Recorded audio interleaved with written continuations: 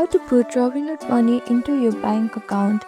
If you want to transfer Robinhood money to your bank account, then follow these instructions. First, make sure you have downloaded Robinhood app on your iPhone. After that, click on the search bar and open Robinhood. Now make sure to log into your account. After you log into your account, you can see this home page, and here on the top right corner you can see this search bar. Here on the search bar, type in transfer. Now you will see these different options. Here click on this withdraw funds option. Type in the amount that you want to transfer to your bank account and click on continue.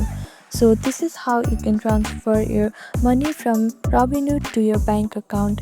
Thank you for watching this video. Please do not forget to like, share and subscribe to our channel, and comment down below if you have any other queries. Thank you.